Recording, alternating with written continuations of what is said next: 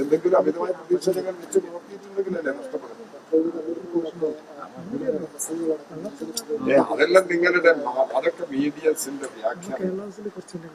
ലീഗിനോട് വ്യക്തമായ നിലപാട് സ്വീകരിക്കുന്നുണ്ട്. ആ നിലപാടിൽ മാറ്റം വന്നിട്ടില്ല. ആ നിലപാട് തുടരുക തന്നെയാണ് ചെയ്യുന്നത്. ലീഗിനോടുള്ള നിലപാടിൽ ഏതെങ്കിലും തരത്തിലുള്ള മാറ്റം വരുന്നുണ്ടെങ്കിൽ ലീഗിന്റെ രാഷ്ട്രീയ നിലപാടിൽ മാറ്റം വരണം. ലീഗിന്റെ രാഷ്ട്രീയ നിലപാടിൽ മാറ്റം വരുത്താൻ ലീഗ് സന്നദ്ധമാണോ?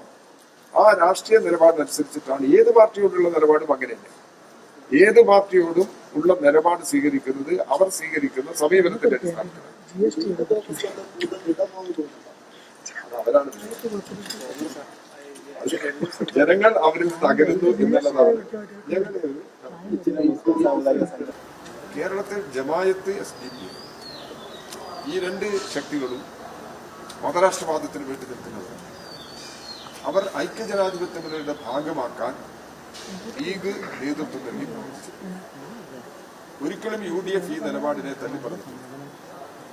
ഈ നിലപാടിനെയെല്ലാം ഉപയോഗപ്പെടുത്തി വർഗീയമായ ധ്രുവീകരണം ഉണ്ടാക്കി തെരഞ്ഞെടുപ്പിൽ വിജയം കൈവരിക്കാൻ കഴിയുമെന്നാണ് അവർ പ്രതീക്ഷിക്കുന്നത്. അത് കേരളത്തിൽ നടക്കാൻ പോകുന്നില്ല. കേരളത്തിലെ ജനങ്ങളുടെ ജീവിത പ്രശ്നങ്ങൾ അവരുടെ മുമ്പിലുണ്ട്. ഭൂബന്ധങ്ങളിൽ മാറ്റം വന്നത് മുതൽ ഇപ്പോഴുള്ള വൻകിട പദ്ധതികൾ പ്രാവർത്തികമാക്കുന്നത് വരെയുള്ള നിരവധി അനുഭവങ്ങൾ ജനങ്ങളുടെ മുമ്പിലുണ്ട്. ആ അനുഭവത്തിന്റെ അടിസ്ഥാനത്തിലാണ് ജനങ്ങൾ ഇടതുപക്ഷ ജനാധിപത്യ മുന്നണിയെ 3ാം തവണയും അധികാരത്തിലെത്തിക്കുന്നു എന്ന നിലപാട് ഞങ്ങൾ മുന്നോട്ട് വെക്കുന്നത്.